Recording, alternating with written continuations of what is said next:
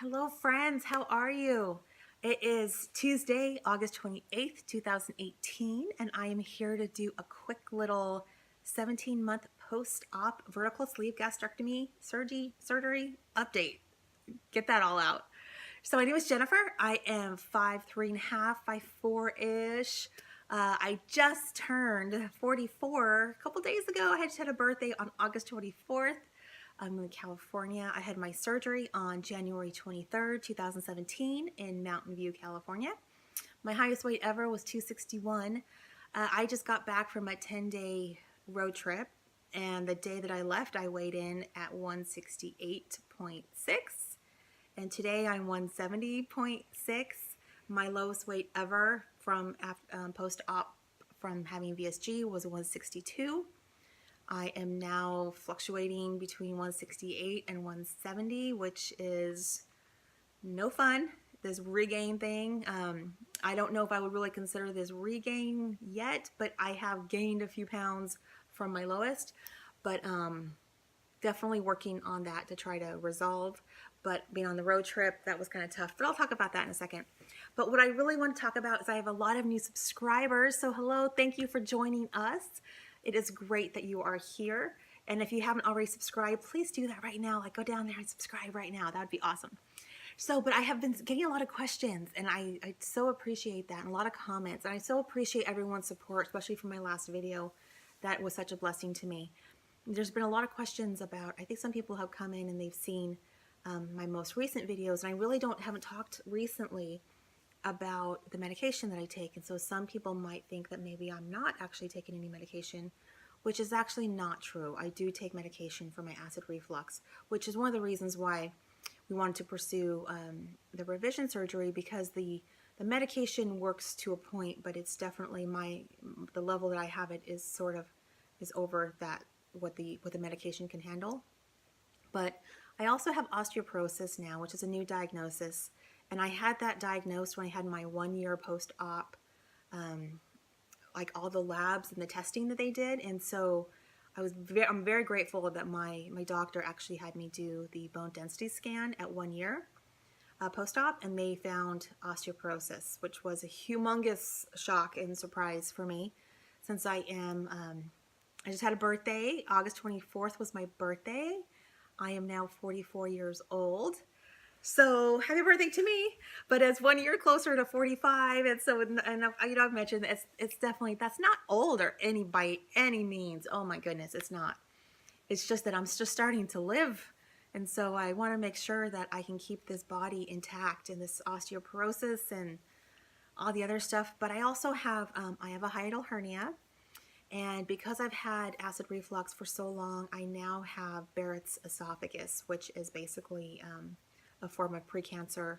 And so really don't want to be having to take these meds for the rest of my life, because I do fear that for one, they don't work all the way, and the other thing is that they really don't, it's not correcting the problem, it's not getting to the root of the problem, it's just sort of band-aids. So what I take a med called Protonix. Let me show you this. It's just right here. And I get this, the reason it's in a big one is I do the mail order, and so I have my doctor send it. This is like a 3-month supply, but we have changed the dose. This says take 1 tablet, but the doctor has pushed me up to 2 tablets per day.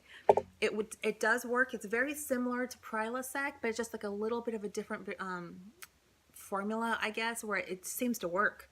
Where Prilosec really didn't help me too much, and this does seem to work better. But you know, I mentioned that I was on this 10-day road trip, and oh my gosh, it was amazing. We went from California through Arizona to Utah to Wyoming to Oregon, and back down to California. We went to 6 different national parks. We went to Yellowstone, Canyonlands, the Arches. We went to the Grand Teton, Yellowstone, Craters of the Moon, and Lassen National Park. And it was just amazing. If you stay tuned to the very end of this video, I'm actually going to post some pictures, and I'm also going to do a little story time at the end of this, because oh my gosh, my husband and I got in quite the little pickle at Canyonlands National Park, and I want to tell you about that in a second. But One thing I did want to talk about is man, there's been a lot of questions about whether or not I regret doing the surgery. And I know I've kind of touched on this before. And a lot of people asking me, if I had it to do over, would I do it? And oh my gosh, there is zero question in my mind that this has been the biggest blessing that has ever happened in my life. I was at a state where I was in such physical pain when I was 261 pounds, all over, just pain every single day, agonizing pain and joint pain. I have severe endometriosis. I have a autoimmune disease called Graves' disease. I have a lot of I had just been diagnosed with asthma. Even though now I know that it actually wasn't asthma, I had a chronic cough, and it was not asthma. It was actually acid reflux causing the cough. But I couldn't go on walks. I couldn't go on hikes. I was out of breath. I had severe sleep apnea. My quality of life was not very good. My relationship with my husband wasn't the greatest. I wasn't able to participate in the things that brought me joy anymore. I wasn't able to get out. So whenever there's a question on whether or not I have any regrets, I really don't. Now, if I could go back in time and change the surgery I had to gastric bypass, I would do that. But this has been the biggest blessing. But traveling as a weight loss patient, that was actually a little bit more of a challenge for me, because I can only eat such a small amount of food, and so I was able to put some snacks like in the car. We always had fruit, cheese sticks. We had I still drink Powerade Zero as my primary source of fluids, because I can get dehydrated really, really fast, and I try to drink equal parts. Like if I drink one bottle of Powerade Zero, I'll drink one bottle of water. I also had to buy some like Atkins shakes, because I didn't even think to bring any of those, but we were able to buy some protein shakes.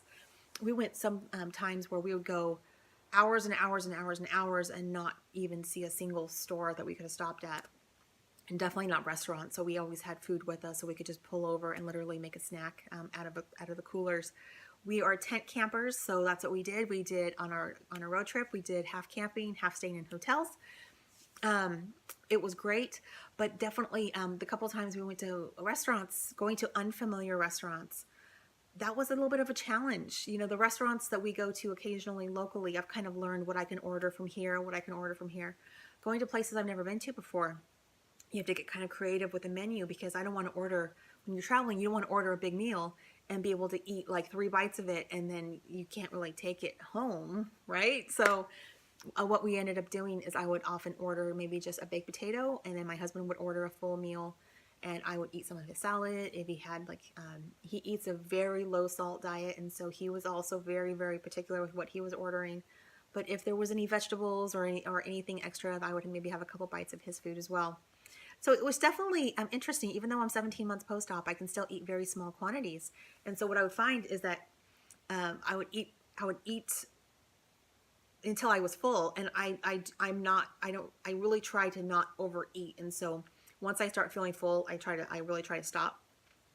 But what I would find is, and maybe it was because we were in the car for so long, we weren't getting out a lot, and I just was thinking about it. I felt like I was eating often. Like I would eat till I was full, and then an hour later I'd be hungry again.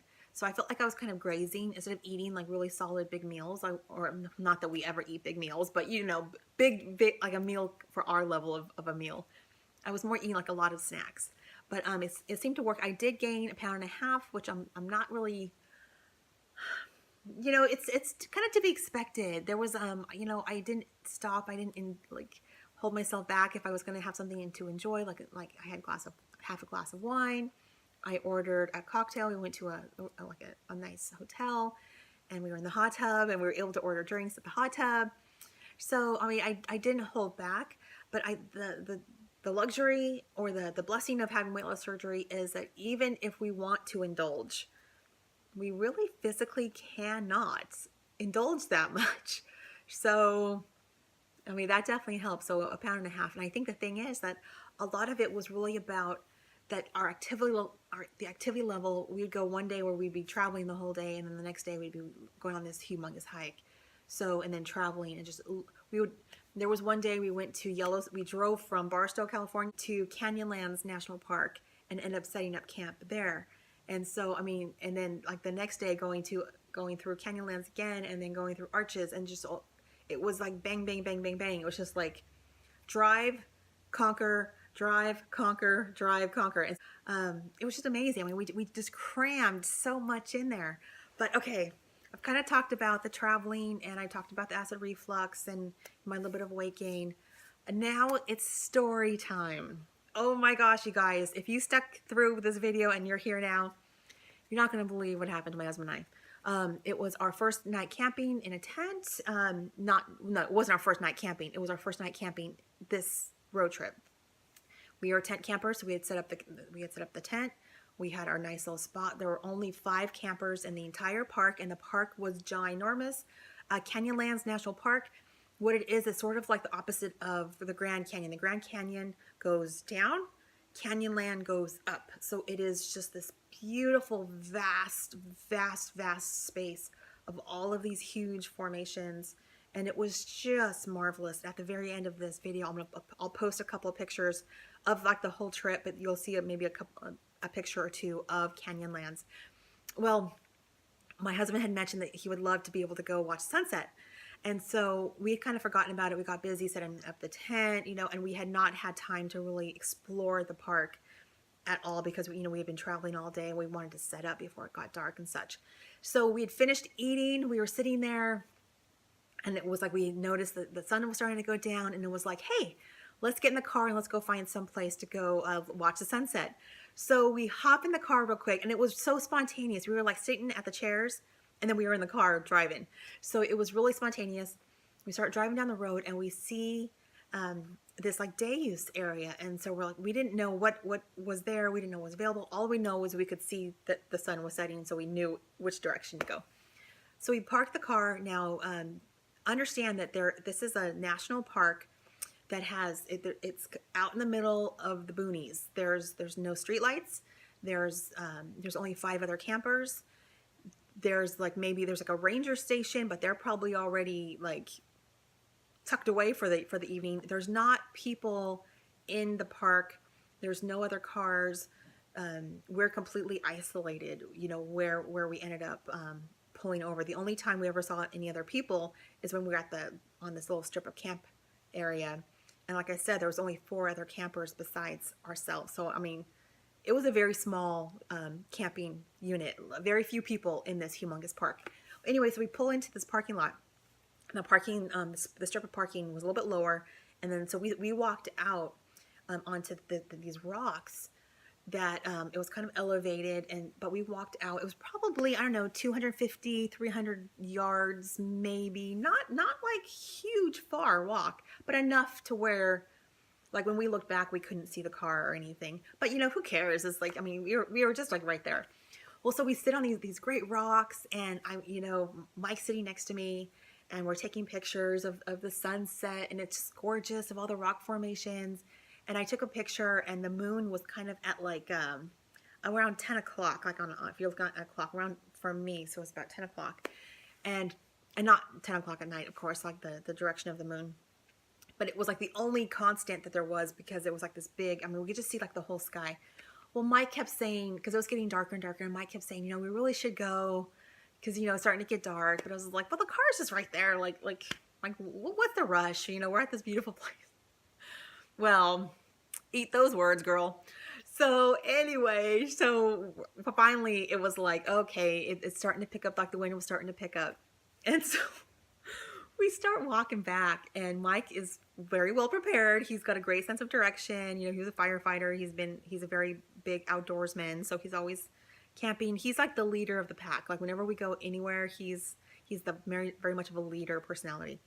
So he's got his flashlight. He's nice and prepared. I've got my phone. I've turned on the flashlight on my phone because it was dark enough to where we actually needed extra light, because we couldn't see like our feet really, because the sun actually kind of went down kind of faster than I was realizing.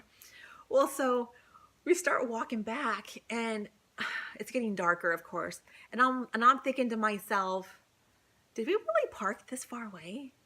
Like, I thought we parked a lot closer. And I'm trusting Mike. I'm just following him. At that point, I was just following his feet. because that's how dark it was, and there was a lot of like brush on the ground, and there was rocks, and so you had to be steady. You had to look down, and then we kept walking and kept walking, and I was thinking to myself, okay, Mike has never steered me wrong. I've been with him since I was 15. I'm now 44. We've never been in a situation where he didn't know the way, and so I'm trusting that he knows the way. And then it's like, Mike, are we lost? Yeah, we got lost getting back to the darn car. So we just got ourselves turned around, and everything looked the same. Every rock looked like the rock that we had been standing on. And so it was like, it's amazing how quickly you can lose your sense of direction out in that environment when there was no landmarks to look for. There was no signs, there was no lights, there was no like reflectors. It was pitch black. The only thing we had was my phone with the flashlight and his little flashlight. And he was like, yeah, we're kind of lost. And this is my husband, who has never said those words ever. And we'd already been walking for at least 20 minutes by the time I even said, like, are we lost? We'd already been walking for 20 minutes when it had only taken us a few minutes to walk out to the place that we were sitting. It wasn't even like a hike to get to where we had been sitting. And so I was kind of like, okay, let's stop. Let's think. Let's just think for a second. And so I put myself back in the position when I had taken that photo of the moon, which was at 10 o'clock. And so in terms of like direction, so I got in that position. I said, okay, the moon is there. We're here. We need to just turn directly around and walk that way. So we eventually found a spot. So we went that direction, and it was not the direction we had been walking. And so what we did is we kept walking and walking and walking. And my husband had actually said that he thought we might have to just park our bodies down and just hunker down for the night. He actually thought we were gonna have to stay the night, like in the desert, like in Arizona. So we keep walking, and finally his flashlight hits this area where it's kind of raised up, and he's like, oh, I think that's the road. And it was just like, oh, thank you, Lord. And so we get up, and it was the road. And then we get up to the road, and he's like, okay, well, now which direction? And I knew immediately that we needed to go to the right. So we start walking, and we get on the road, and we're looking, and there's no reflectors on the road. It was just like an asphalt road. I mean, there was nothing. Even like the lines like dividing the two sides wasn't even reflecty. It was just paint. So we start walking down, and we're walking, and the road's kind of curving, and we're walking, and we're walking, and then finally, far up ahead, we see a little reflection. It was our car. Oh my gosh. Well, actually, it turned out not to be our car. The one reflector that our flashlight had hit was a reflector on the end of that little day use area. And so we were heading towards that reflector, and we realized, wait, that's not our car. But our car was just like 30 feet like beyond that. And so it was just like, oh, thank you. But we were lost in the desert for about 45 minutes. And so the next day, so we got back in the car, we went home, we were back to the tent. We were just so relieved to be out of danger. The next day we drove back over, and it turns out, so we found the spot that we thought we'd come out on.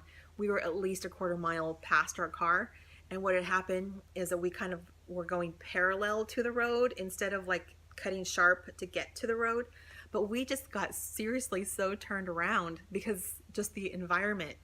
But the thing is, what was so crazy is, so after we did that, because it was that second day after we spent the night there, that we went a little further to kind of explore the national park, because it was really beautiful. We went to the very next day use area, and thank God that we had not gone to that day use area, because if we'd had the same scenario where if we had gotten lost at that one literally had cliff edges. It's like when you're on the rock, the rock would just like go sheer down. And so it could have been so bad. Oh my gosh. And that's what has us more rattled, isn't the fact that we were lost in the desert for 45 minutes. Because we were fine. We resolved it. We worked together. He trusted me, which was amazing. We got back to the car. We were safe. It was more when you start thinking like in your head about what could have happened. Like if we had gone like left instead of right, if we had kept going on that path, we realized it actually came up to a spot that had a really severe drop off. The road curved, and so if we had kept going, the road would have curved off, and we would have kept going to Never Never Land, and it would eventually come to a cliff edge. And so, like, what if we hadn't seen the cliff edge? You know, it's just all these thoughts. But it was amazing, and there were so many times in this trip that I was like, man, I would have never been able to do that if I had not had weight loss surgery. My husband has been actually one of my biggest critics, in the sense of him feeling like if I had just tried harder, if I had just devoted myself, that I could have lost the weight by other means, by diet and exercise. And so he has been a little bit more critical of that. And so he's definitely able to acknowledge at this point that, you know what, if I hadn't had the surgery, where would I be now? We ended up going to Lassen National Park on my birthday, actually on August 24th. And we did the most amazing hike that I've ever done in my life. It was only 1 mile, but it went up 1,045 feet up, like straight up. And we did it. We conquered that. And it was really hard. It was really it was a very, very strenuous, very advanced hike. And it was actually hard for me going up. My husband had a little bit easier time going up. Coming down was easier for me, but my husband, he has osteoarthritis in his knees, and he's actually been on light duty for his job because of his knees, and he's on workers' comp, and he's trying to get released to get back on full duty because he's been rehabbing his knees, but it hurt his knees really bad. And so it was like, oh my gosh, if we risked him being able to get back on full duty because of this hike, it would have been terrible. But it was a wonderful, marvelous time. It's just so blessed to have been able to have the surgery and to be able to do these amazing things. I'm going to post a couple pictures at the very end. And if you stuck through this whole time, thank you so much. You guys are amazing.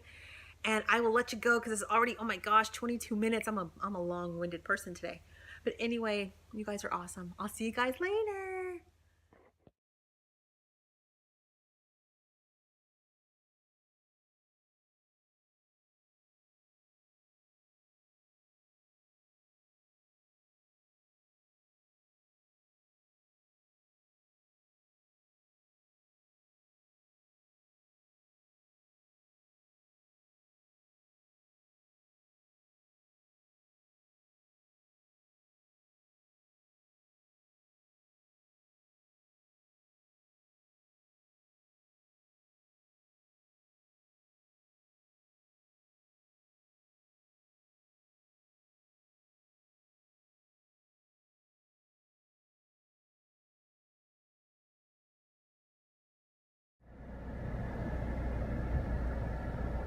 That is a huge one. Hey, buffalo.